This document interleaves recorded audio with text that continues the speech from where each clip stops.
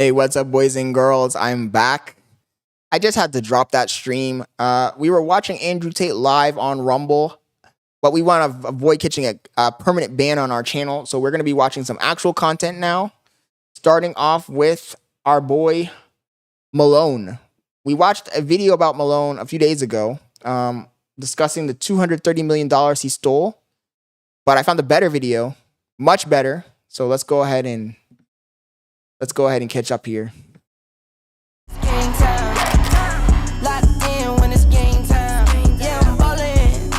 Homie was going crazy with the money he stole. Our boy Malone.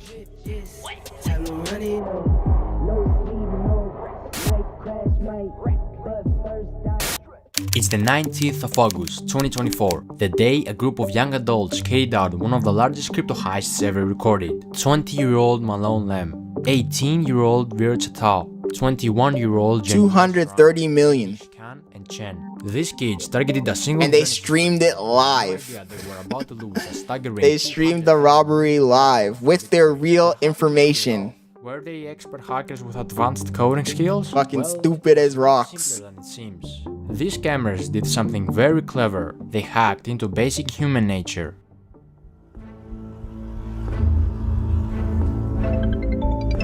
It all began with a phone call, a seemingly harmless contact from Google support. But this call wasn't from Google at all. Using a spoof number, Warriyo, also known as Wiz, convinced the victim that their personal accounts had been compromised. With this false sense of urgency, he gained access to the victim's Gmail and iCloud, where he gathered key security information. Another call followed, this time from Janiel Serrano, aka Box, claiming to be a representative from Gemini, the crypto exchange the victim used. The victim was tricked into believing their account was under attack. Under pressure and convinced they needed to act fast, the victim reset their two-factor authentication settings, giving the thieves the access they needed to take control of the Gemini account, quickly sending funds to a compromised wallet. The situation was spiraling, but the victim had no idea. When he was asked to use AnyDesk, a remote access software, it seemed like another step in securing their assets, but in reality it was the final blow. As the victim unknowingly shared the screen, the private keys to their Bitcoin wallet were exposed, and in just a few clicks, the digital fortune was transferred. And we got dummy heisted. No way. No f***ing way. I see it, bro. It's on the blockchain. It's on the blockchain, bro. No f***ing way. Oh my god!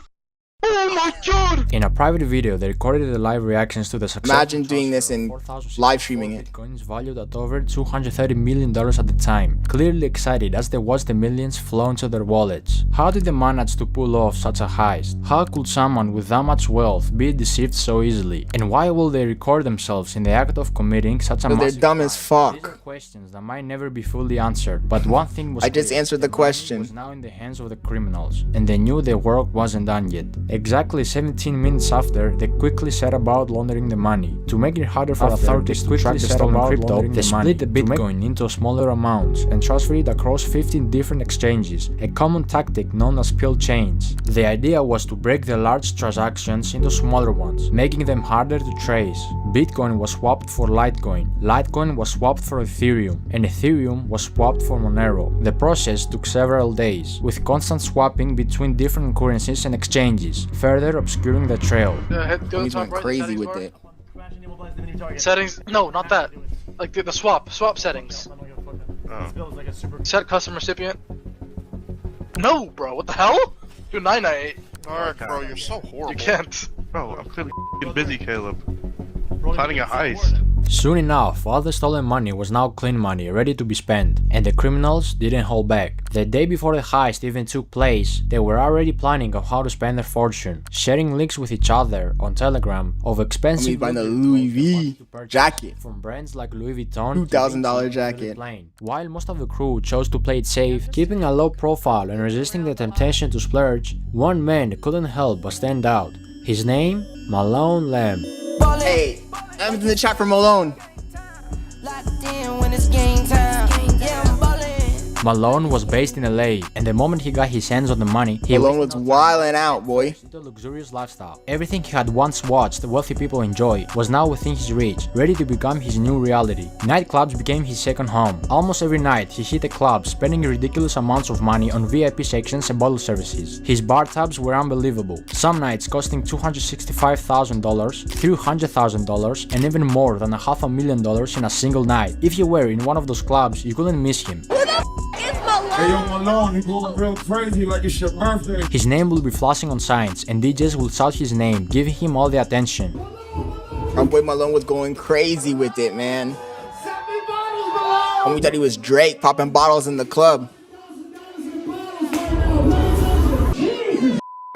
This is next level. Well, you're not stopping tonight, right? He quickly became everyone's favorite, because whenever he was around, everyone got to drink for free. He threw around cash like it was nothing, and one time he even handed a DJ a massive 6-liter bottle of Golden Ace of Spades champagne, which could cost anywhere from $25,000 to $60,000. Another time he tipped a DJ $2,000 and had all the unopened bottles Homie said, in the club sent straight I'm to his popping house. bottles in the club. $2,000. When I tell you the amount of bottles he crazy. sent me that I took home, brand new, everything sealed, brand new. But as fun as LA was, it still didn't feel like enough. He craved more attention, more luxury, more extravagance. So what did he do? Hey, be right back, guys. Jet to Miami. There, he took his spending to a whole new level. In Miami, Malone settled in a waterfront mansion. This place wasn't just any house. It was a $10.5 million estate with a $62,000 a month rental price tag. This mansion was massive, covering over 8,500 square feet, with 25-feet ceilings, 10 bedrooms, and a huge pool with a jacuzzi. It had 2 big front gates and a garage with a spacious driveway that was later filled with expensive supercars and luxury vehicles. Malone bought a black Mansory SF90, a white Lamborghini Urus, a fully kitted out white Mansory Lamborghini Urus with baby blue interior, a matte black Lamborghini Revuelto, the new Porsche 911 GT3 RS, the new Ferrari SUV in black, 2 Mercedes-Benz G-Class, 1 in grey, 1 wrapped with matte black camo, a convertible matte black and pink Rolls-Royce Dawn, a blue BMW M4, another Lamborghini Revuelto in matte grey, a blue Lamborghini Urus, an all-white wide-body kit Lamborghini Aventador SVJ with Malone's name written on the bottom of the door, a matte black Ferrari 812 Superfast, another Lamborghini Aventador SVJ in blue, a pink Urus. Homie was going crazy with the cars, man. Every single car you could think He of. tried to get her back, ETA service shit. but got rejected again. A fully black carbon fiber McLaren 765 LT, a blue Pagani Huayra, and many more cars. If you didn't realize it by now, Malone was always rolling with fashion. He rocked high-end designer pieces like Louis Vuitton and Givenchy. His style was expensive, with the most expensive piece of clothing being the Moncler Maya 70 by Paul Manges jacket, which alone cost $50,000 or more. $15,000 for a jacket is stupid. Stupid money. Money in timeless pieces that would hold the value over time, like these Cuban link chain bracelets filled with diamonds, a Rachel Millie covered in diamonds, and a diamond ring for each one of his fingers. One Rachel Millie wasn't enough, of course, so he bought multiple. Even his glasses had diamonds. Yo, don't take no video. Malone wasn't just a millionaire obsessed with himself. He had a generous side, often using his wealth to give back to others in need. He bought 5 Birkin bags and gave them away to random girls at the club. One of these lucky ladies was a model named Olivia Allen. Guys, I can't even make this up when I say that I just woke up to a Birkin in my bedroom because a man gave it to me in the club last night. This is your sign to go That's clubbing. insane. Another lucky lady who got a Birkin That's bag insane. The was famous simping for on her another style, level. Sky Bree. Me and my 2 girlfriends walk over to the section. Homie said he and gave a this bag to guy- Sky Bree. That's crazy. A Birkin kid, bag? I mean, he was definitely over the age of 18. He looked pretty young. He comes towards me and he's like, I got this for you. She ended up saying she didn't like it. It's beautiful, but to be honest, it's not really my style. While Malone was busy making his Homie name was known, simping on another level.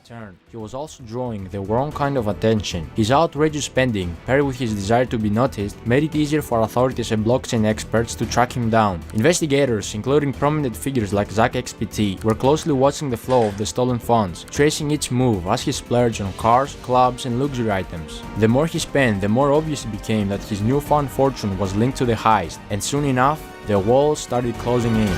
So homie said, hell no, I'm the king of the simps now.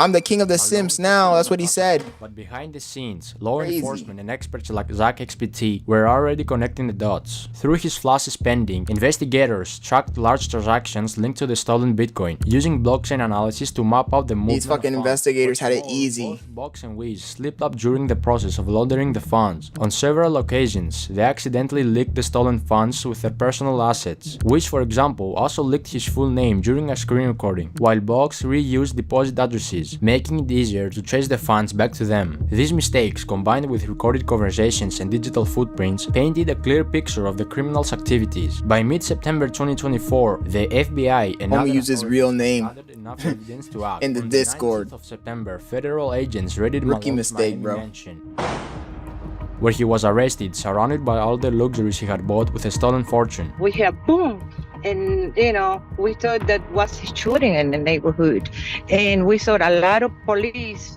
This was something that never happened in this neighborhood. Look at that fucking house. Homie was not hiding at all.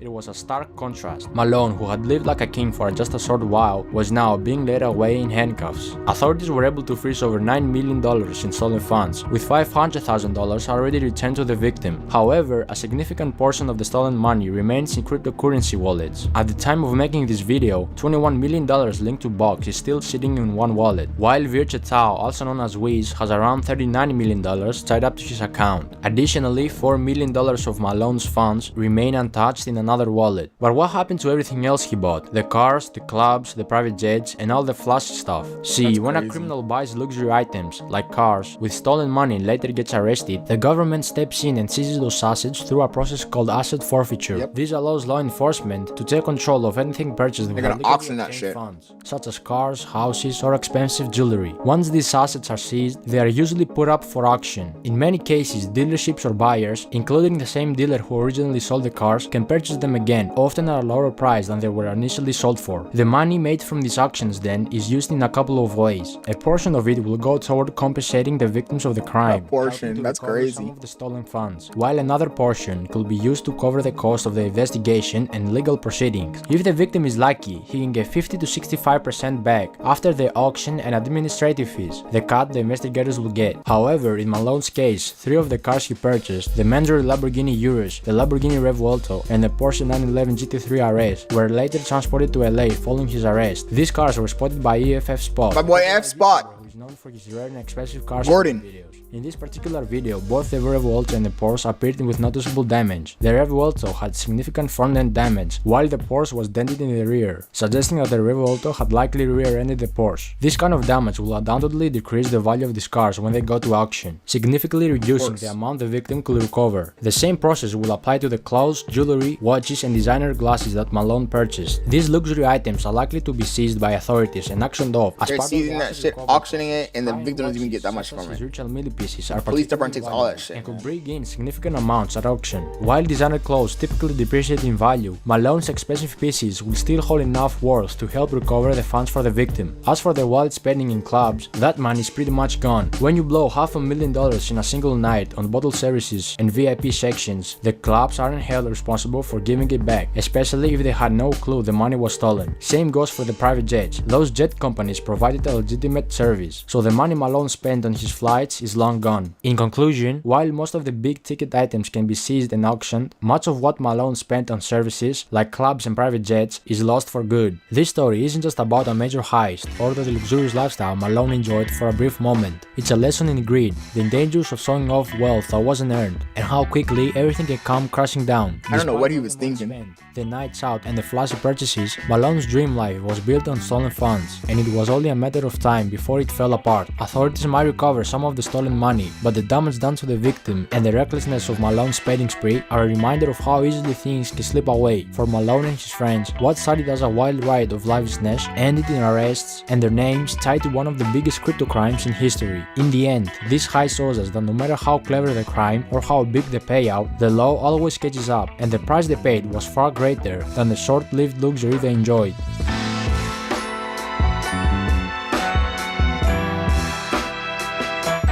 So you guys, crime doesn't pay. Oh, by the way, remember Olivia, the model who got a Birkin bag? Yeah, she made a TikTok after Malone's arrest styling the Birkin with a police uniform. And also another TikTok in the same club saying, no free bags tonight, just free drinks. So, yes, essentially yes. If they didn't stream it with all of their real names, if they didn't attach the wallets to their real bank accounts, then they could have got away with it. But remember that these guys were not real hackers. They just used social engineering to gain access to a guy's account. So they called the guy. They said they were from the company. It handles the exchange. They had him reset his private token, and they just had him share his screen, and they just copied the token when he was sharing the screen. They weren't like sophisticated hackers. They were basically amateurs, to be honest. They got lucky. So they had all their information available, so it made it super easy for the cops to track them down. And then on top of that, instead of laying low, homies went on a shopping spree.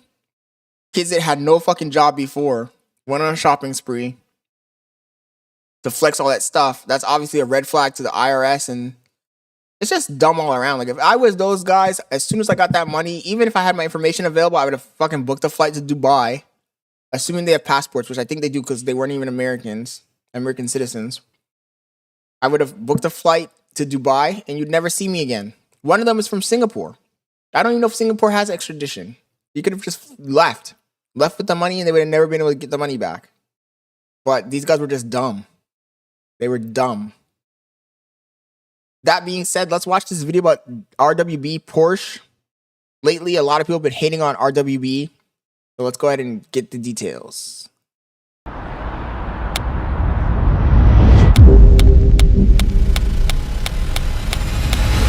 And I have to agree, I also think RWB is overrated.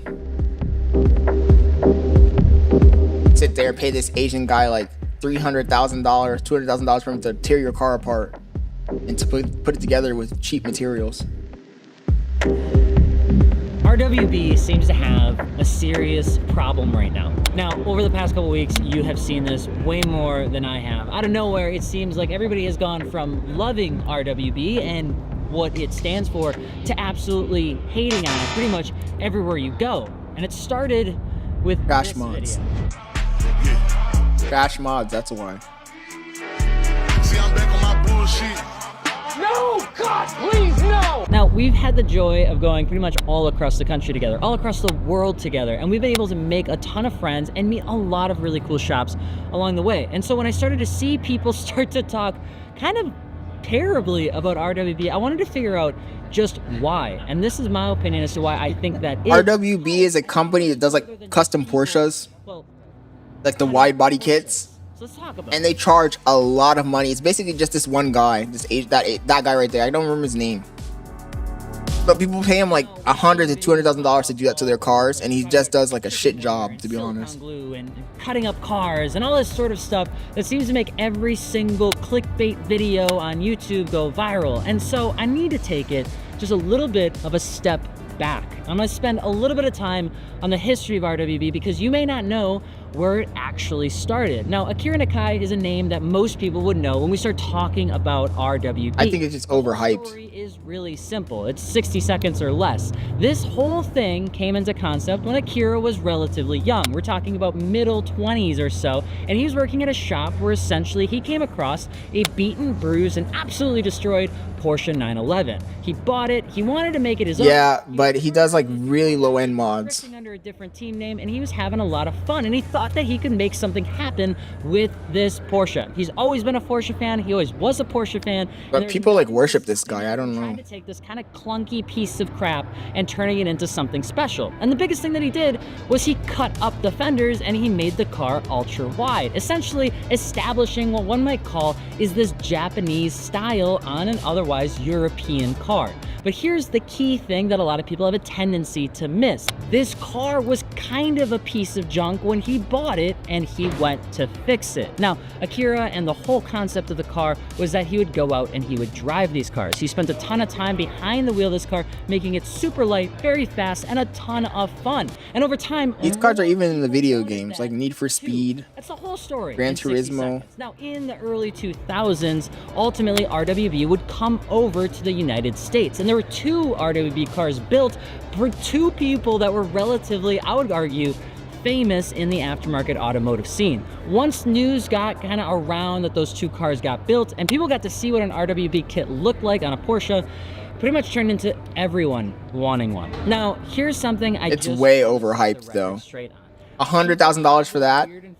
Crazy. We're talking about how poorly designed these cars are, how poorly these cars are put together. And some people get like a brand new car, and I looked, mint condition, 20 different vintage car to RWB destroy just it. Here at SEMA, and probably another dozen or so that I've met along the way as we've been traveling around the world. And I gotta say, there was not a single time where I saw something where I thought to myself, somebody was necessarily cutting corners. Here's the thing. The whole concept, the shroud around this Akira Nakai thing is that he's some sort of mysterious man. He shows up with nothing. He gets charioted in on this gorgeous chair and he smokes a cigarette. Of cigarettes a day and drinks a 30-pack of Coca-Cola, and he stares ominously at a car that he's about to rip in half. And that is what TikTok would have you believe he does. That's not, unfortunately, what he does. Akira Nakai is a car enthusiast, and he's gone through this process. He's a bum. For him and his style. Get this guy out of here, man. He's a bum. Overhyped.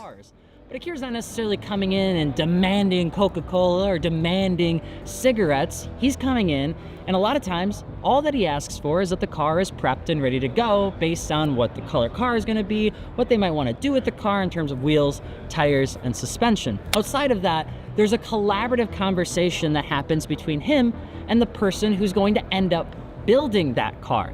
Now, he's responsible for making sure that this kit looks as good as it does. Mention the money, bro. The problem with this is that Akira's not necessarily building the whole car. Akira is only charges $100,000 for this and so what service. happens is sometimes catch glimpses of what would otherwise be an OEM Porsche with ultra-wide wheels, huge fenders, a massive suspension drop, and people will critique it for being a stock 3.6.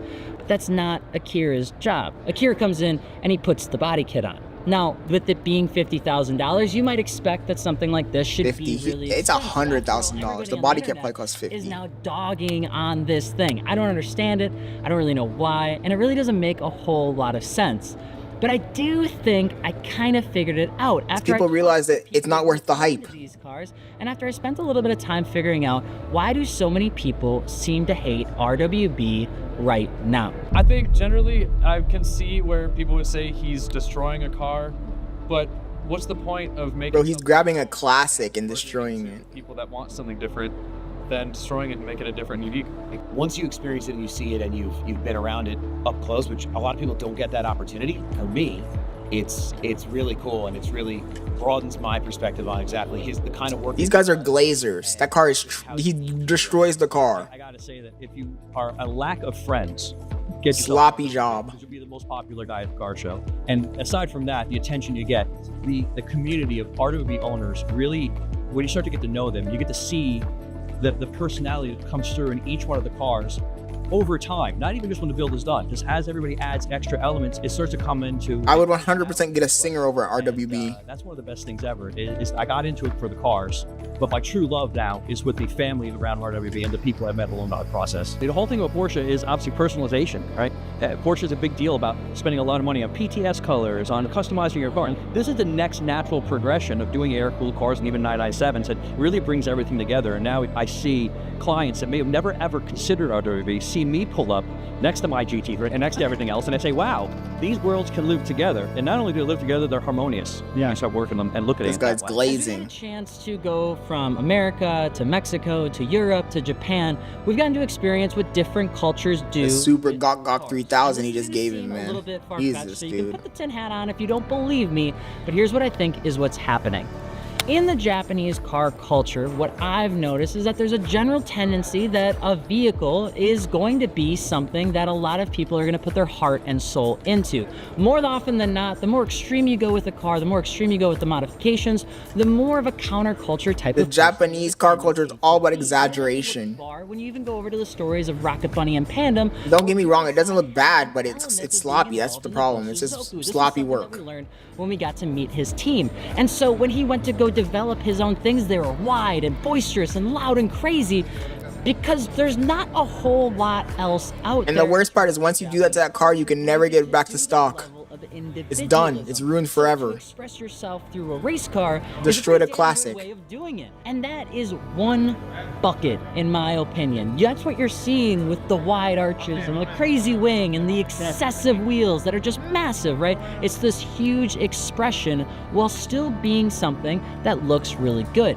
Now, let's take it to the second bucket. And this is why I say you need to keep your tin hats on, because I might not be making any sense. Destroying a classic. The European car culture. These are the Italians and the Germans that have spent so much time around building or buying or collecting cars that would otherwise be considered a really expensive piece of machinery. When I was a kid, I dreamed of having a 993. That was like my dream. It still is one of my dream cars. And Porsches and Ferraris have always been one of those cars that I've always wanted to own. And I think you do too. And so when you take something that's as sacrilegious as a really nice spec'd Porsche and you cut it into a billion pieces, it's not gonna take you very long for people to question just what in the hell are you doing? It's not about him just tearing it to pieces. He tears it to pieces and puts it back together sloppily. Doing these sort of things, but at the end of the With day, calc. it's a car. But we're gonna get into that. Bolted together. Finally, you have this third culture. The third culture is the culture that really exploded in the early 2000s, and that is the American culture in the car scene, really latching on to what RWB established in Japan. Americans, you don't have to go very far to understand what we're all about. It's a very simple formula. Number one, you need to be yourself. You need to be individualistic. You need to be expressive and unique, and everything about you is determined by how different you are, and you're proud of that. And the whole American culture style is very individualistic. So you kind of have this opportunity. Damn, the stream is kind of dead today. Collide. You have this Japanese culture and heritage around car building and style, which is where you get the RWB. Then you have these groups of people that are looking at this happening to these Porsches and even Italian cars, for instance, and different brands that are cutting these cars up, which seems so counter to what you would ever do with a car like this. And then finally, you have the Americans that, or I would just argue the folks that just want to be as individualistic as you possibly can. And they don't want to do anything besides stand out, be different, and be better than everyone else. They want to be the tip of the iceberg. Except through all of this, and while I say all these three groups, I don't think you could ever really put them in a single room and not end up with one person getting their ass beat. For some reason or another, two of those three groups can always work really well, but the moment you introduce the third group, I think is when things start to get really weird. And that's what I think has started to happen with RWB. You have these different cultures that have had a tendency to stay relatively further apart, but now that it's gotten so popular and so big, now they're all just in one pool, and everybody's deciding what you should or shouldn't do with a Porsche. Should you cut it up or should you not cut it up? And to that I have to say, after talking to anybody, I mean, it's your car, you can do whatever you want, but I think you ruin the car and you definitely destroy the value of it. Expressionism. It's all about art. It's all about doing things that you want to do. Whether the car is $5,000 or $500,000, it doesn't really depend on that. The key thing that I think has changed in this space is that what happened at the beginning of RWB in terms of putting these kits on cars was that they were kind of already put on cars that were already at the end of their life. After all, the tagline that was on RWB for a while and is on certain cars roughly translates from German to English as second life, giving it a second set of, opportunities out there. And that's exactly what RWB kits were. Look at some of the early examples of this, and those cars weren't necessarily the best to look at, and they are a little rough. But as it's gotten more popular, people have become more willing to give Nakai cleaner and cleaner and cleaner Porsches.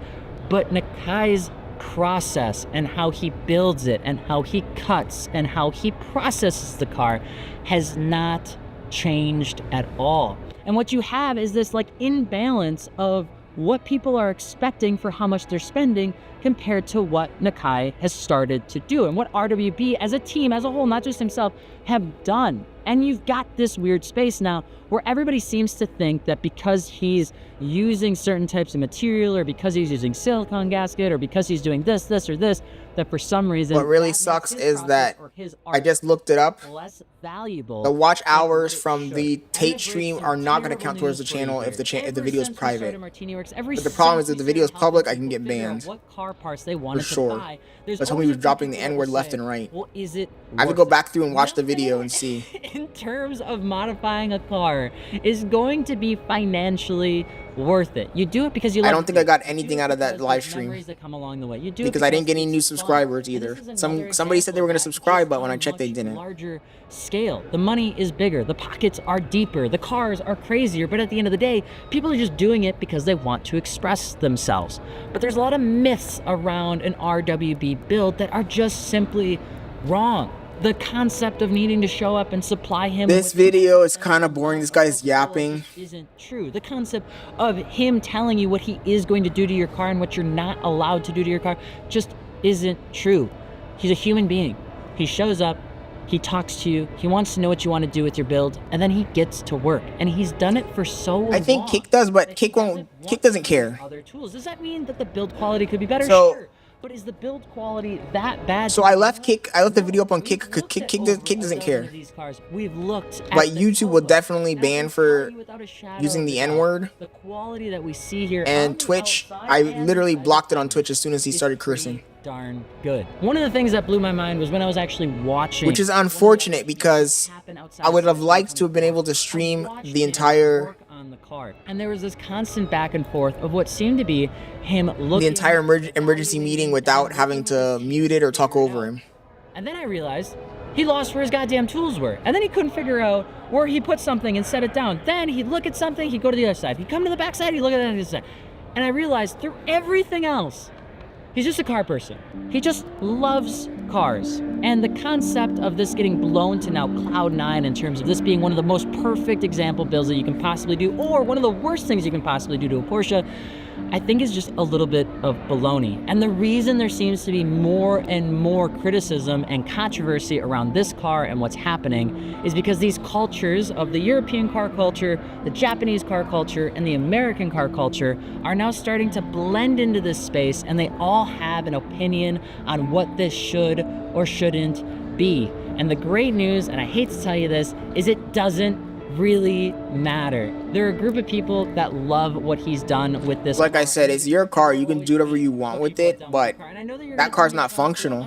The tow hook, he literally glues tow hooks on. How are you going to say a glued on tow hook is functional? You could buy a 993, you could buy a 964 for the same price as a BRZ or an FRS because people didn't think they were fantastic cars to begin with. Just one day people decided that Porsches were collector cars and they went from $20,000 to $150,000. And the same exact thing is happening with Nissans and Toyotas and Japanese cars in general. Things are only worth what people think things are worth. And for me, in terms of having a car, supply and demand, different is this. In terms of it should be something that's accepted or criticized. There's so many YouTube videos where they just say the obvious, man. They just state the obvious. This world and this culture needs more of this. But I'm sure you're gonna let me know if you think I am absolutely ass backwards on this. And if so, let me know below. And I appreciate it so much. Let me know your thoughts on RWB. And thank you, Steven, so much. I think this guy's yapper and a glazer. RWB cars to be able to meet these incredible folks like Joe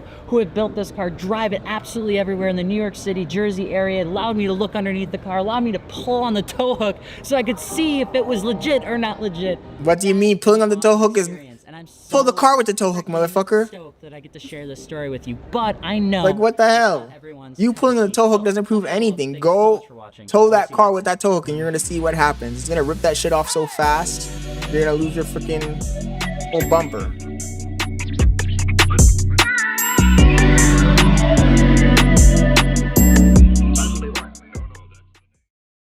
Let's watch this video from Hassan Piker.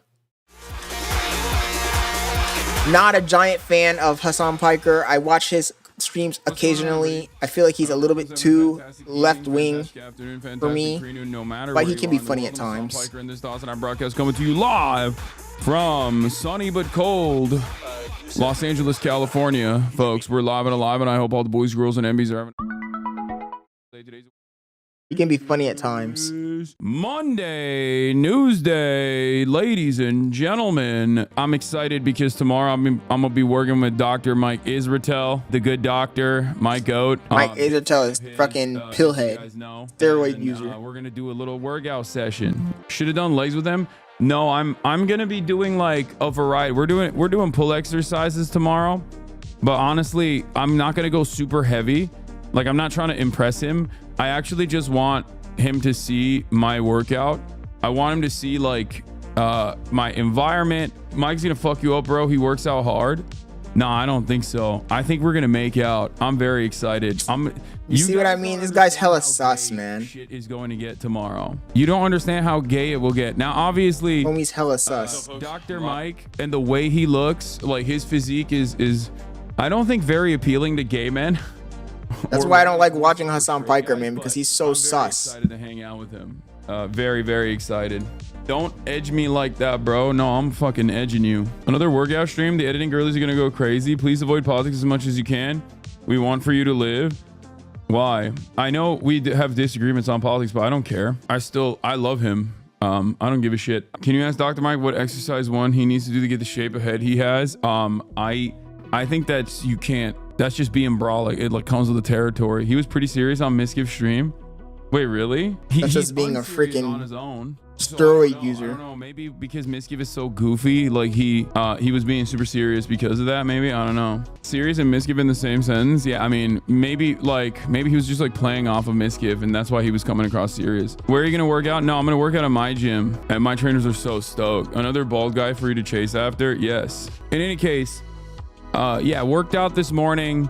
I still, unfortunately, I used up all my juice. We have a new split where we do like upper body, lower body, push, upper body, lower body, pull. On the upper body, lower body. Yeah, for the most part, his content is ugh. And then I go into my fucking heavy compound. I'm not sure. He probably does. Both of these are obviously like super difficult. I find them borderline annoying. And normally under normal circumstances, but I do watch some of his streams occasionally. The reason I was watching this one is because I saw he mentioned this Twitch apocalypse that everyone's talking about, but he's yapping right now. Weight and my strength in any of my muscle groups, because he's way too left wing, and he's way too like and I look pronoun, but agenda. You know what I'm trying to say. And you without saying what I'm trying to say, you know what I'm trying to say. Body goals aesthetically, sitting he's in a soy boy and not necessarily feeding your body with more carbs, for example, and eating more is lowering my strength. So this was great. Thoughts on Arcane? It's fucking. I need him to just get to the fucking point, or I'm gonna skip through this video because I think I have another video with about the same topic. I think no one should play it. I think it should be illegal. MOBA games in general, but honestly, Arcane. Jump all the way to here. Let's see. There has been a bunch of communities that have been actively trying to get some news coverage and some momentum surrounding this platform that we're on being really anti-Semitic. This ironically, is literally what I came here to watch. And on Kick for the most part, which are objectively more openly anti-Semitic platforms. Like, I don't think the platforms themselves are anti-Semitic, but they host a shit ton more openly overt anti-Semitic content creators. There is a deliberate effort to go to basically every single advertiser that advertises on Twitch. I've never understood why advertisers pull their look at these articles that were written about how their ads from streams or content that, like, who cares? Do people actually buy based off of that? Quite a while to limited success alongside the initiatives to go to ADL directly. Like, you think if if McDonald's advertised on a Nazi stream that people would not buy McDonald's? I don't understand why they pull labels that were implemented. I've never understood that. Right now, that's why it says sensitive content when I talk, and also the new additional qualifications for hate speech, including, for example, all of the pornographic still talk about Zionism in the content online. But you can't. Like, imagine if fast food and they advertised on those, they'd make $1 billion. I don't understand why they don't do it. Caving into capitulation to outside organizations. What's interesting about it is that there were some content creators, including but not limited to the stock guy, like FaZe Lacey, FaZe Ronaldo, and numerous other content creators who had said that they were noticing like a severe revenue loss, right? I think Moon had said something about it as well. Some of these guys were basically memeing, like they were just meta chasing, which is what happens. And then there was also very real instances of people losing all of their advertising revenue, like Kaysan, who's also another FaZe member. Kaysan is Iranian. I had a conversation with him directly, if you remember, and he had Iranian as a tag on his Twitch profile for the longest time because he's Iranian. All of this, his take seems anecdotal, to be honest. And basically, but I have somebody else in here that was also revenue and didn't serve any ads on his page specifically. So fuck us on. Let's watch Philion. Ludwig's background looks like he's in a children's playroom or something, because he is. Because I don't know if you like my boy Philion, but he does make fire content. Streaming is cute. Because streaming is unfortunately only has 61,000 subscribers on YouTube. Not that many. I'm just a nice guy. You can trust me. Chat, you can't trust me, okay? I'm a demon, bruh. Everything I do is with malicious intent and ferocity. I am the alpha. Bro, apparently I'm everybody if they were Chad. Philion's the Chad version of Asmongold. Philion's the Chad version of Ludwig. Philion's the Chad version of Phil. What is happening to Twitch? This is by Mogul Male, otherwise known as Ludwig von Beethoven. That's right, another Mogul Male. I'm going back to back. And I gotta say, guys, what the heck? I looked at my analytics on this channel after taking a 10-week hiatus, and thousands of you guys unsubscribed. Okay, joke's over. We can resubscribe now. I might take a little bit longer in between videos, but when I really want to talk about something, I'm going to make a damn video. Like today, where we're talking about the Twitch adpocalypse. Why? Because I was talking to my friend Shake about it last night, and I wanted to look up a video to learn more about it. But it doesn't exist. And there was none. I didn't pre-watch this. I just saw a clip on Twitter saying that Ludwig cherry-picked this video. Do you think that's actually true, though, or do you think they just pushed that as an agenda? Because why would it? What would the difference be? It's the same people. I don't understand what the difference would be. Holy, and we must bow down to him because he is the leftist Giga Chad. So I decided, okay, I will make one. And today, I should. And under that logic, wouldn't there be chargebacks with Red Bull microphone because I'm OnlyFans? Wouldn't there be chargebacks with all the stuff that they sell on those platforms? Talking about 3 points around the Twitch adpocalypse. What is it? How did it happen? And what should happen next to fix it? That's really what I want to address today. Yeah. And we should start with first ads on Twitch. Are you almost home? I'm old enough on Twitch that back in my day, own status, I get it. It was cringe to run ads. People didn't do it. And it made sense, you know? People would already be paying. If you stream on Twitch, you like men. Sorry, intrusive thought. Subscribers for your content. So why would you also be taxing people by making them watch ads? It was something you just didn't really do. Until Twitch made a bit of a change. They started to tell you how much money you would make if you were to run ads. And they all Philion's disciples troll maxing Ludwig's comment section with soy boy Philion and beta cucked version of Philion. That would be, if I saw that out in the wild, I think I would laugh myself out of this chair. Holy shit, because I always get compared to other people, right? You're like the younger brother of Critical. You're like get a load of this guy. It's dry Critical. Wow, you sound like penguins, bro. But I've never heard anyone else. Sorry about that, guys. They're the versions of me because I know that is true.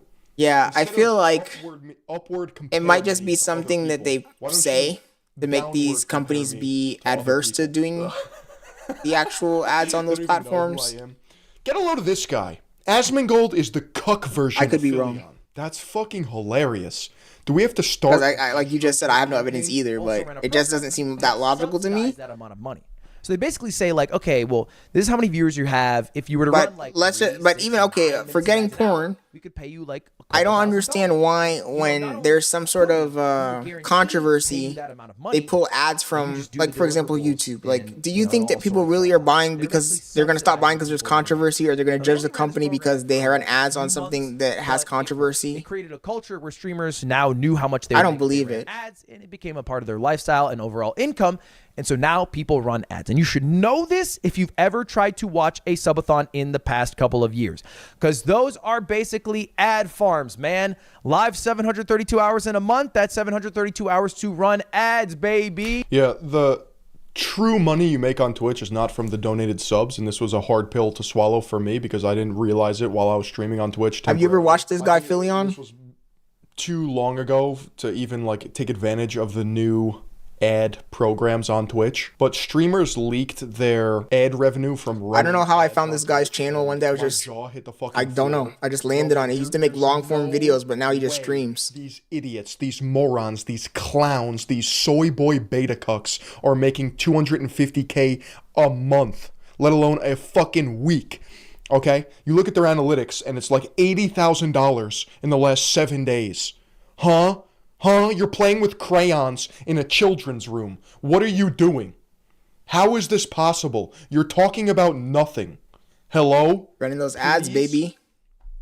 Mad cause broke. That is correct. Mad cause broke is crazy. And thankful to the boys at FaZe for leaking their income. We know how much money you can make from ads alone. Now, I'm not sure. It's possible that Ron might have photoshopped this image a bit, little inspect element. But if we take it at face value, you guys are making millions and gazillions of dollars. That's crazy. During his subathon, and he only had 63,000 subscribers. Now I say only. These people don't even do anything cool with their fucking money either. They just chair max. Their ass grows roots in their stinky gamer chair, and they just sit here and waffle. Okay, at least do some cool shit with it. Because if you do the math. What I was going to say is that is $220,000. Content is now an extra million. That's not from bits. Content is now going in the direction of live streaming. And what makes this almost all of the people who made long form videos are now live streamers. This guy we're watching right now, he used to just make long, like, you know, narration videos. You can see 100,000 right here, and he made. And now he just live streams. I did car vlogging. And now I'm going to be doing much more live streaming just because the editing and the work level is so much less. Research intensive videos anymore. I don't know, because I'm working for free. These kids are running laps around the bagman himself, okay? Light pink is the amount of money he made from ads. You can see his obviously we still need people to make long form videos from ads, as opposed to somebody like but it's just not worth it, man. You know how many hours it takes to edit a video?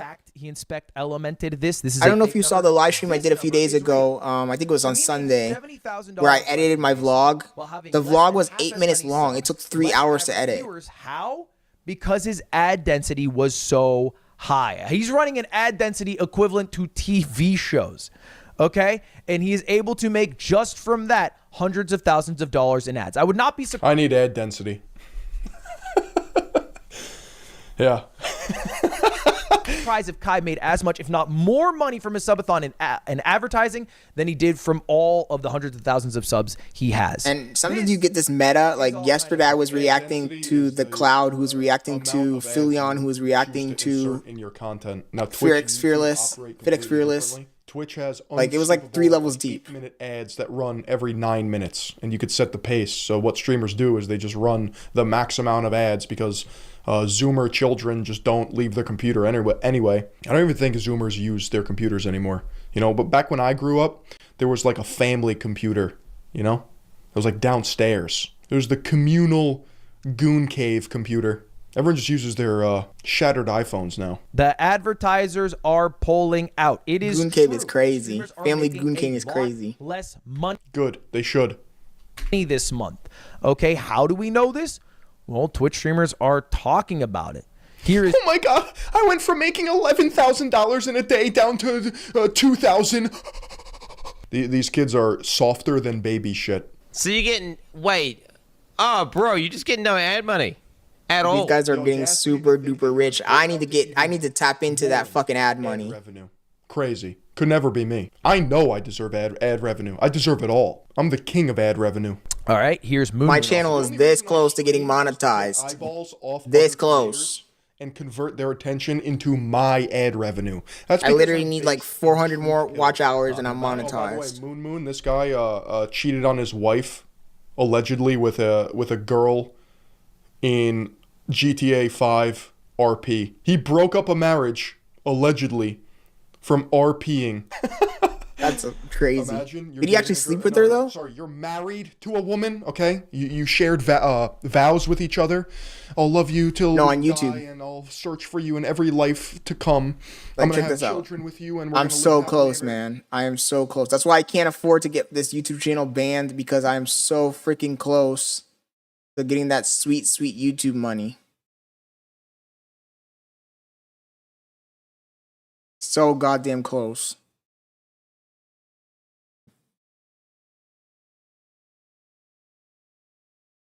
I literally only need less than 500 to get partnership. And then to get monetization, I need what? 1,000? 1,500 watch hours. The issue with the monetization is that this number, every single day, it fluctuates. So I need to start pumping out more and more content, because it does drop as the videos drop off. So let's say if last year I made a video yesterday that got 100 hours, tomorrow that 100 hours will be subtracted from this number. So it's a moving target.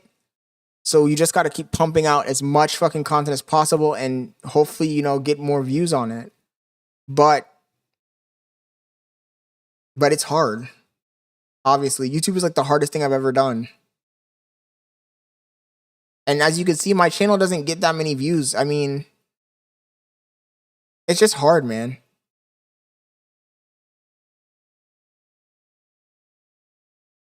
These streams, the last stream that really popped off was the JCS killing, the video that we did about killing the lady who put the guy in the suitcase that I did like a few days ago. That one got 408 views. I mean, for a small channel, these are pretty decent numbers, but it still sucks.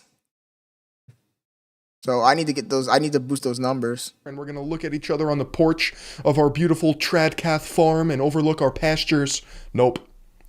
Bro's wife left him for Moon, the Norwood Maxer. Dude, it's just RP, babe. It's just RP.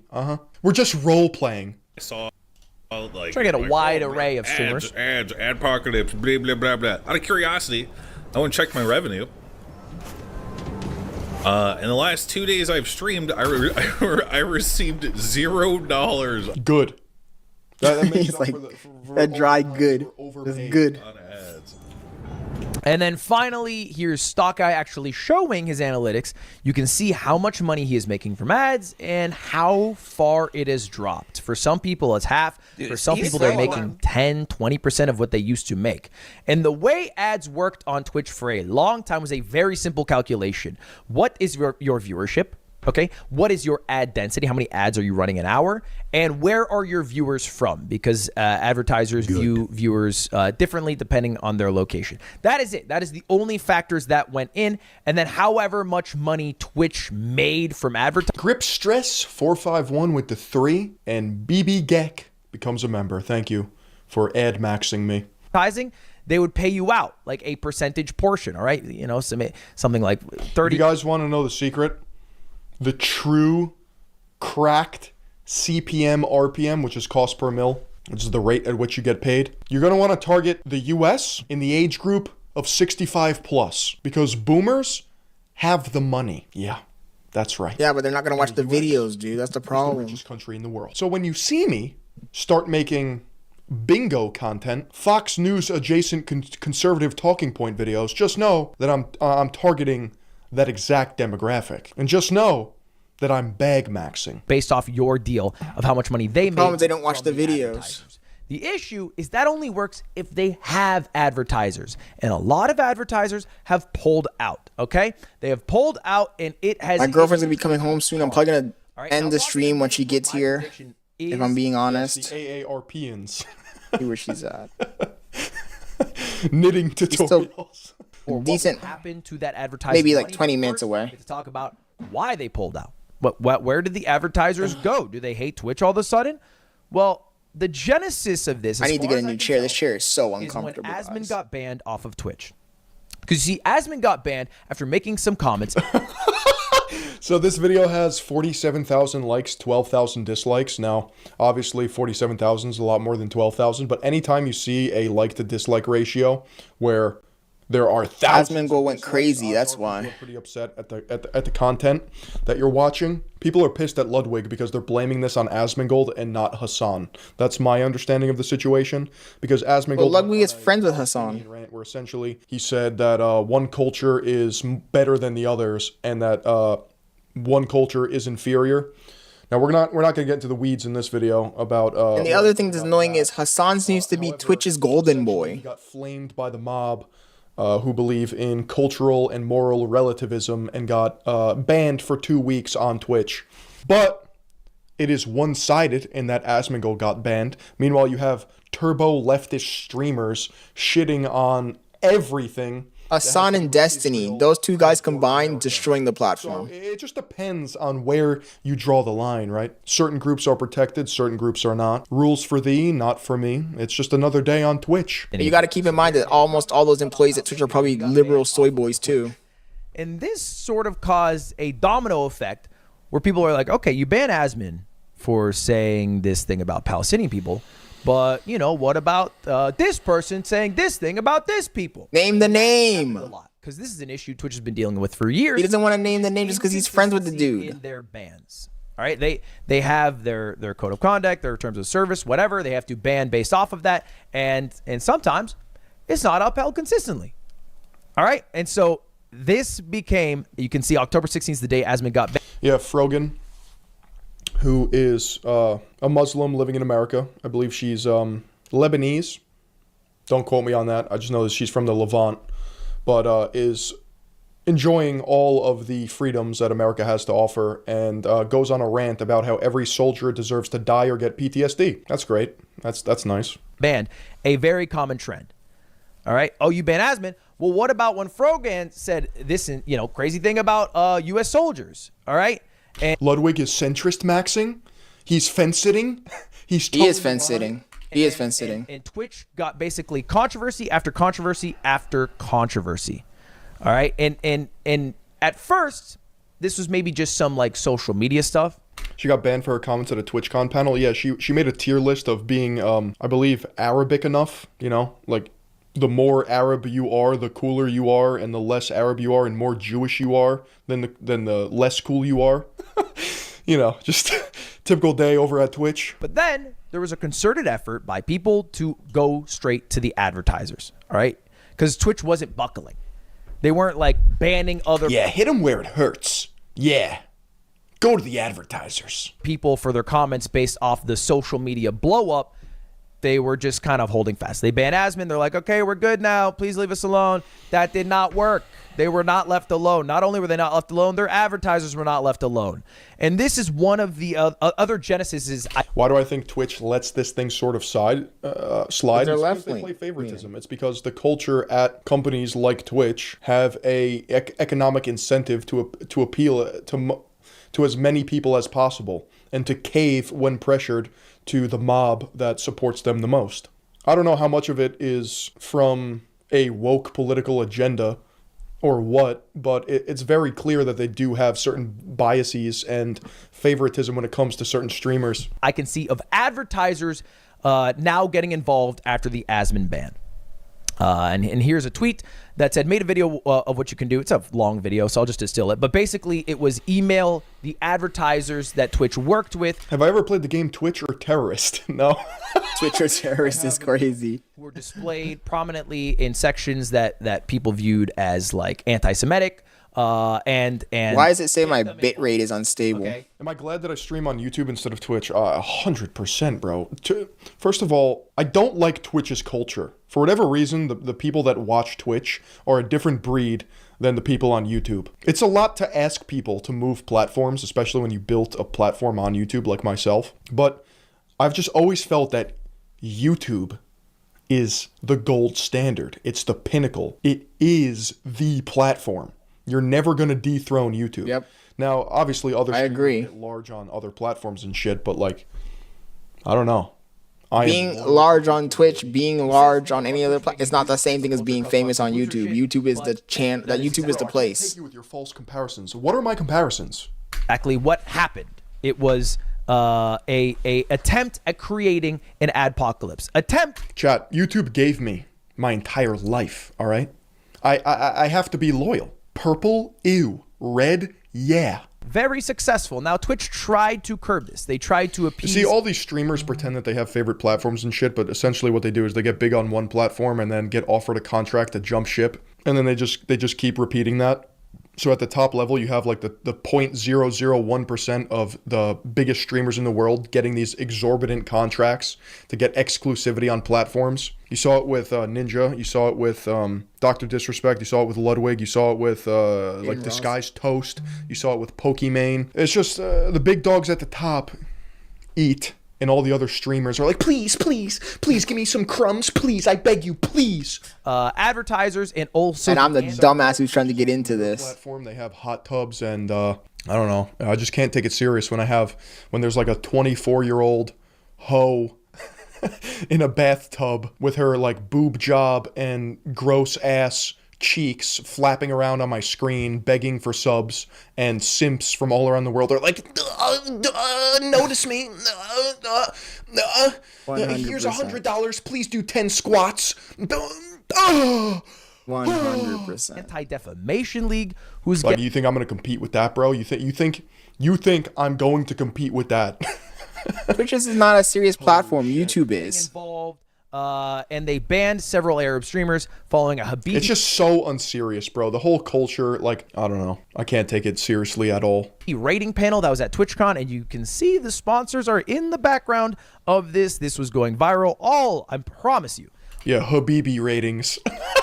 Habibi ratings is crazy. All of these sponsors got thousands of emails in their inbox after this.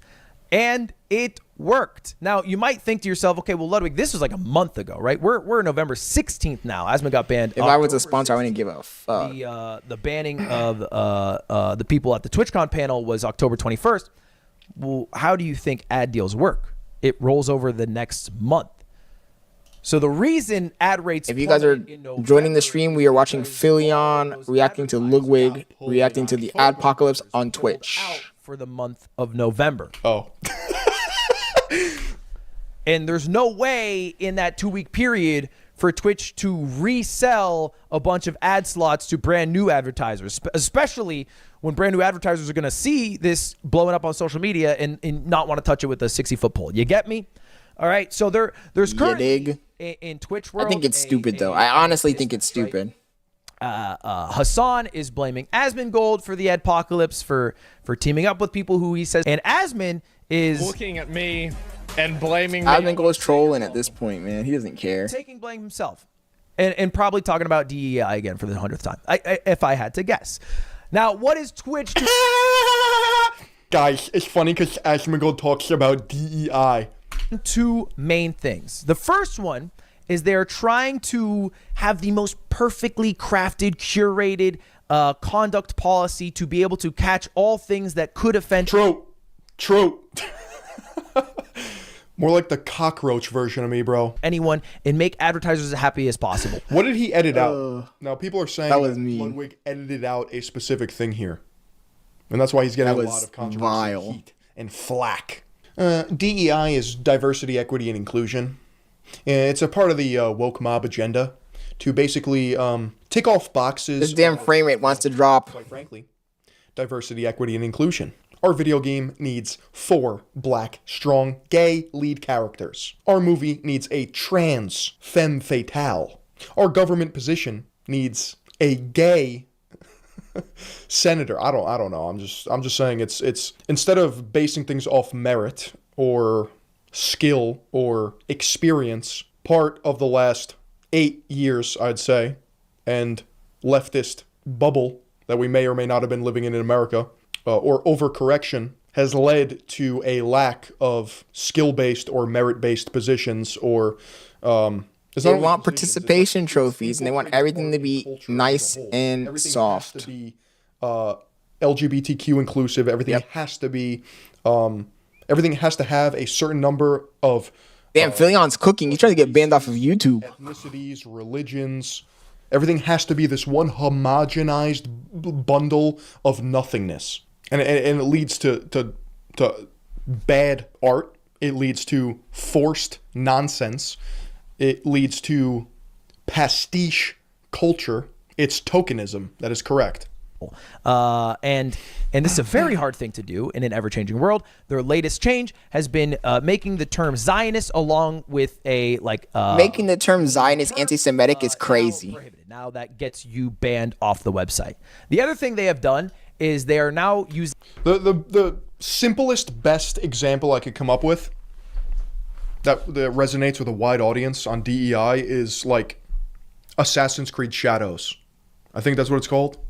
It's the feudal Japan Assassin's Creed that's coming out, and you know, instead of having a who is that person watching us on YouTube? Lead character, there's a black samurai that's going. The one person watching us on YouTube. Of Japanese men and women. Drop a comment in the chat. Based off of a false idea that there was a black samurai that was respected and of esteem, but that turned out was never the case. It's basically the work of some like rogue author who self-edits his own Wikipedia to make it seem as if and rewrite history that this ever happened. Not me too. What do you mean? Not I watched a Japanese dude break it down in Japanese. Sometimes I think it's a bot. Tags. I think there's bots that they send over to some of the streams. Monetize creators. So, you know, there's this thing on Twitch that people usually use as jokes called tags. Second of all, I didn't even say that I agree or disagree with it. I'm just giving you an example of what people get mad about when they talk about DEI in, say, gaming culture or TV shows or movies or music. Like hashtags are short and loud. On YouTube? I don't know if I can even do that. Bald. Okay. I'm not sure how. But some of the tags are very legitimate and well used, like the language tags. It says I have a few people watching me on Kick, but that's the other thing. Kick doesn't tell me on in OBS how many people are watching. Themes, well, then you're not going to be making money. I have to go to like the actual stream manager who has those sexual theme tags. So this month I play like 3 hours and I get 0.08 USD money from it. She played 3 Do hours. I agree? I think DEI and forced inclusion at the expense of, say, one, historic accuracy, or two, context, leads to subpar results in near anything. I mean, I don't know how you would argue with that.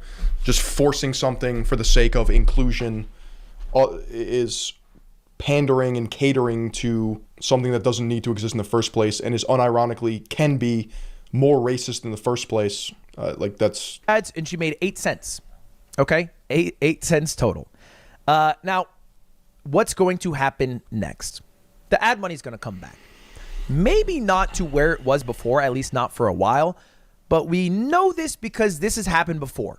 If you remember, YouTube had an adpocalypse in 2017. Now, a lot of people blame PewDiePie for it. I would argue that's a bit reductive. In the same way, it might be reductive to blame a single person for the ad. Fantasy and sci-fi. I mean, how logical. The problem is that every time there's one of these stupid apocalypses, they add more restrictions to the platform. In World of Warcraft, we don't even have the freedom to talk about what we want to talk or use the language we want to use anymore. If we go back to fantasy, it's based off of Tolkien, right? He was pretty much the first mass fantasy writer and creator of lore, but World of Warcraft specifically was based off of, was it based off Warhammer? Jesus Christ, here we go. We don't have to go down this rabbit hole. This guy's talking about World of Warcraft. Get the fuck out of here. You see it in fantasy novels, and you see it in fantasy frameworks all the time. Part of the reason why World of Warcraft works for me is because there is inherent division in the universe, right? The races hate each other, horde and alliance.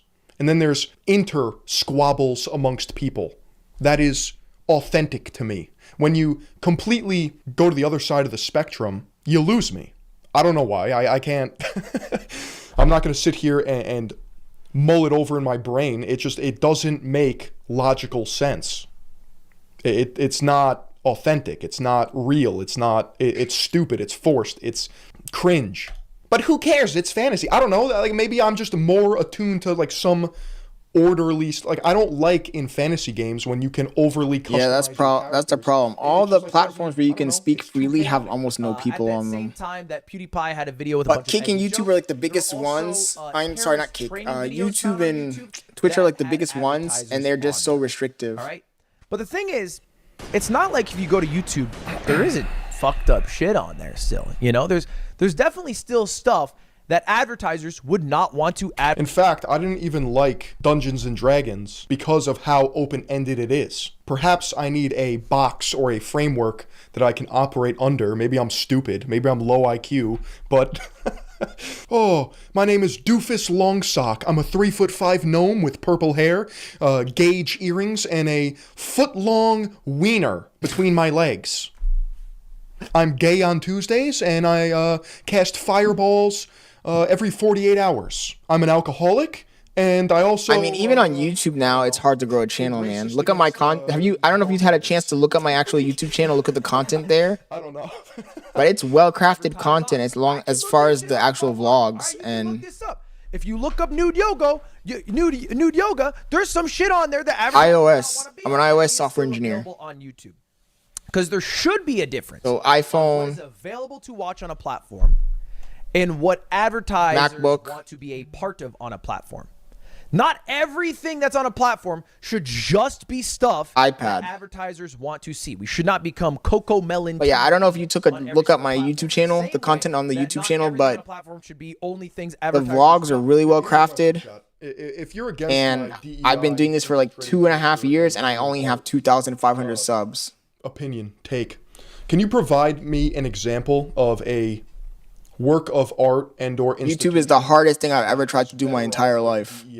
That's all I have to say about it. Just give me it's the hardest thing I've ever tried to do my entire life. A song, an artist, a job. And I'm constantly debating if I'm failing at it or not. Chat, do you have a source for that? If you're gonna flame me on any of my takes, you're gonna have to hit me with a source. Otherwise, I'm gonna hit you. I'm gonna hit you with. It was revealed to me in a blood dream. Okay. There's just so many people doing it. I'm gonna throw it right back. Oh hey, that's agreeing with me. We probably shouldn't have our government run by people who aren't qualified for the job. Like, no shit. So, what do you want to eat? Like, well, let's be frank. Kick. Okay, you don't want both of those realities. You need a mix. But to have a mix, you need if he's not down to be able to punish people accordingly. And what I mean by that is right now on Twitch, the biggest problem that I see is the only way they have to punish people, or the main way they've had to punish people, is a ban. And a ban is very strict. It is 100 to 0. Turn the water off. Okay? You cannot make any content at all anymore at all ever. You're dead. Right? That's a little bit strict. On YouTube, they have a pretty good system. You've probably heard of it, right? YouTube is the one truth. Doesn't count. Most videos, if everything's good to go, they are monetized. Okay, maybe that's what the green money sign is. Maybe you have the gray money sign. That means you didn't monetize it. Okay, you just didn't monetize that shit.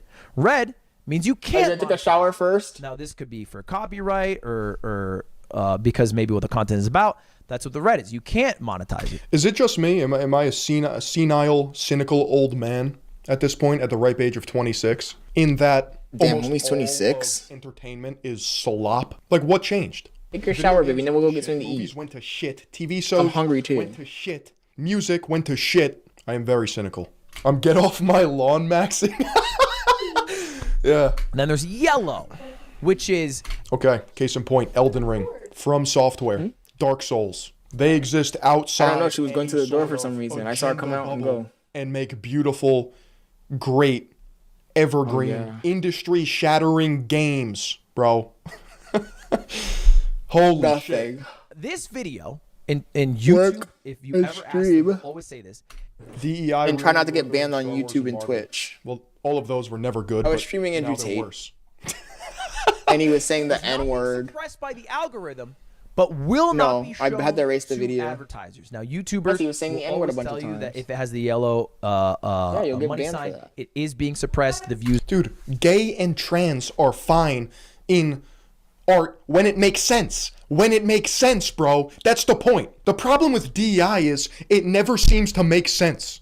Okay? What the fuck is DEI? Contextual accuracy. That's all I'm asking for. Write a gay character, write a trans character. I do not care.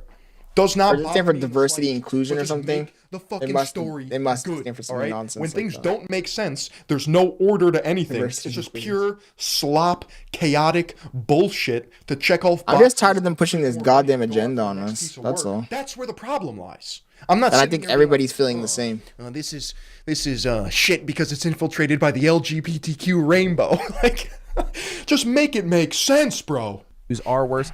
YouTube says the opposite, but fact remains, this does not make money. Yeah, it's a little bit overboard at this point because I hate when they force it into a show. So not only can they not be monetized, when does it even like I was watching Rings of Power? Oh my goodness, they ruined Tolkien. They ruined Tolkien. How do you ruin something so fucking awesome? Specific example. Sure. Because of this diversity, equality, inclusion nonsense. There's a dwarf in the show. There is a incestuous relationship. There is a wheelchair-bound child. All of these things make sense according to the story. They are not. You never see them. In fact, let me illustrate my point here. There's a certain battle in the second book of Game of Thrones where Tyrion Lannister, the dwarf, the imp, they call him the fucking imp. The imp. Because he's like mangled and disfigured, shows heart and has a heroic Jaguar know what they do. Okay, and then he receives a title, the Battle of Blackwater. That's cool. That's fine. In the most recent, Game of Thrones, the fucking House of the Dragon, there's a character, Laris, who likes feet. I don't know. That's fun flair, and he uses the foot fetish as a way to get powerful means. Just make it make sense in the script. Give me another movie. Quentin Tarantino, oftentimes flamed for being racist, makes incredible movies. The Django Unchained. Some people may think of that and think it's the biggest insult to black culture ever. I don't know. It's a I thought it was a good ass movie. Story about a slave who just goes fucking crazy on everyone. I thought it was a funny good ass movie. Western comedy. It's a great movie. The D is silent. Django. Tarantino also likes. Yeah, I'm getting tired of this shit, man. I'm gonna be honest. Get here from the Twitch adpocalypse. Why are you? Everything has to be woke. Everything has to be docile and weak. The channel must be 18 plus to watch. Those do get suppressed, obviously, because it's just being shown to less people total. But this is the system that YouTube uses now. And this spawned, in part, from the adpocalypse. As opposed to all content being equal and being able to be monetized just based off those three factors, views, ad density, where the viewers are from, it is now also based off what the content of Inglourious Bastards. It's a story about Jews, the Nazis. It's a fake story, but it's good. It makes sense. It's funny. The content is. You get me? And Twitch hasn't had a good way to do that. You know what it is? In a lot of cases, in art specifically, DEI is a crutch for producing bad art because they're incapable of producing good art. So they just, we'll hit it with the DEI special. And then we just get fucking nonsense. And then you get Rings of Power calling it out every single chance they see. And then it becomes a meme. And then it. I think this tag system is also not the best way to do that because people can lie quite easily about tags and tags are seen as a bit of a joke. So imagine if you had to do on Twitch, is what I think they should do, the same thing you have to do on YouTube when you upload a video. When you start up a stream, you have to do this. So when you upload a YouTube video, first thing you have to do, does it have paid advertising? Chat, I guarantee not everyone in this chat looks like me or has a similar life experience to me. Have you ever looked at a series and says, I feel underrepresented. I want more inclusion. Maybe you have. Maybe you have. I don't know. I've never done that in my entire life. Okay, now if you do feel that way, what specifically, can you give me a source on where you think there needs to be more representation? As a brown dude, I would like more representation. I've seen many films that include brown people. Or if they're gonna make movies, at least have it be inside of its own genre. Don't grab something that already exists and make it cope. Together. Ridiculous. To force it, I almost think that's more racist than, say, brown people making the film in the first place. You have to disclose, all right? This is required.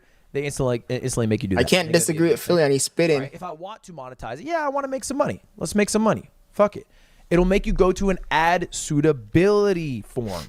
And basically, I have to fill out, okay. Oh my God. What is he waffling about? He's taking us through the back end of YouTube about What the fuck? I know how this works. Nobody wants to do this. Just let us make content, man. Just let us make content. Did I say bitch, douchebag, or asshole? Yeah, I did do that. Okay. Does it have adult sexual content? Okay. Yeah. You're making this shit too complicated now. Oh no, I had some exposed minimal sexual body parts. Now the ads are automatically limited. So I have the burden of answering myself. Now you could say, well, you would just lie on this. Here's what YouTube does. They have a bot automatically check.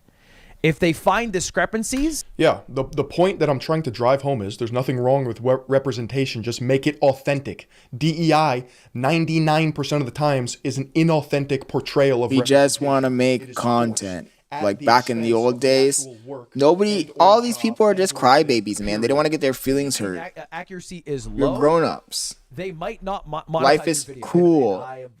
I have been a bit of a victim of this. It looks like you might have made some mistakes. And what happens is now I have life isn't about getting pampered. It feels like tokenism because it is tokenism. Basically, more bots check my shit because I was wrong. Because every time I do it, I just say, yeah, I have some slight swearing. And sometimes I have a bit more swearing because I'm playing League with some degenerate assholes. But that is, to me, how Twitch should work, right? They'll need some bots to be able to scour the content. They'll probably have to do this manually. But what's, I think, not very realistic, because they haven't been able to do this in the past decade that I have known Twitch, the website, is they cannot continue to make their main way of demonetization banning by upholding their code of conduct and their terms of service. They should continue to ban people when people are breaking it, but they're going to fuck up, they're going to miss, and they're missing way too much. At a certain point, you have to realize, hey man, hang up the fucking jersey. And not just that. And Twitch, I hear that these guys can contact like their rep directly. So anyway, it's just so unprofessional. The reason I say some of the money will return just super duper unprofessional is the month after the adpocalypse that I believe happened in February. So Ludwig just asserts that it's Asmongold's fault. Ludwig didn't even mention Hassan at all. I think that's true, bro. I just don't. He's like some people, because you know the guy. Ratings, the lack of enforcement that's crazy on both ends. What do you think, chat? Should Twitch censor dicey topics? Should they ban streamers for saying naughty things? I don't know. Probably not. Probably not. It is. Ironically, today when I was trying to stream Andrew, couldn't even stream him. And they said something I didn't like. Now there's a difference between like rage bait, and I hope most people can see through that, but not everybody's going to agree. Not everybody's going to have the same homogenized takes. Not everybody's going to think the same. Not everybody is the same. Because I am pretty much done with this video. Different walks of life. Yes, Twitch should censor max. 2 minutes left. The entirety of Twitch audience is underage children. Now that's an interesting take. If Twitch is going to censor max, then they should do something about gambling streams. They should do something about hot tub streams. They should do something about beach and pool streams. I know that's the same category, but let me see. Did they do something about gambling? Oh, they did. You see, I'm out of touch. But that's what steak is for. Ad rates dropped by 70, 80% for some people, and then mellowed out to about, I think, a 30%. Freedom of speech and expression doesn't extend to private companies. You get slapped for saying certain things at home. A company will do the same. No, I understand how it works. I just don't know if I enjoy that. I guess I do a bit. When it comes to Twitter, Elon says that he bought it to maintain freedom of speech and expression. No, but Twitter's too much, dude. It seems to be true. You could say anything you want on Twitter.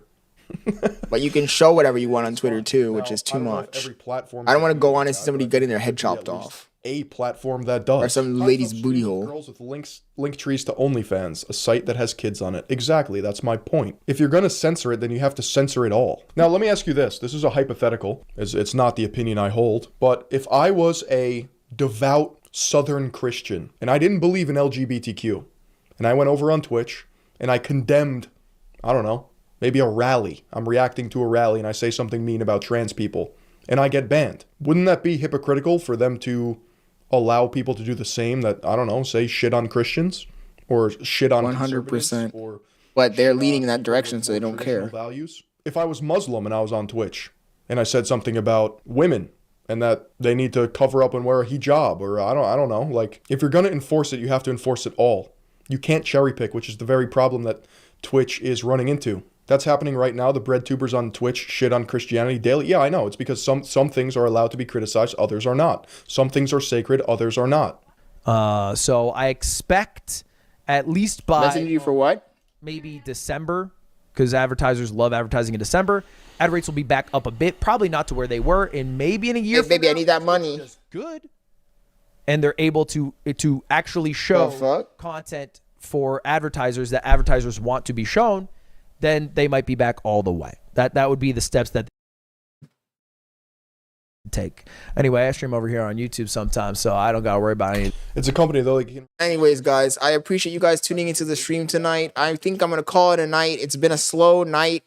I did have that crazy Andrew Tate stream, which had a decent amount of people in it, but I don't think I'll be able to use that content. I have to go back and watch it. If I'm able to clean it up a little bit, I will post the video. If not, then it will be sent to the Shadow Realm. But anyways, I'm going to call it a night, guys. Thank you for watching. If you enjoyed the video, please subscribe so that you do not miss future streams. It's your boy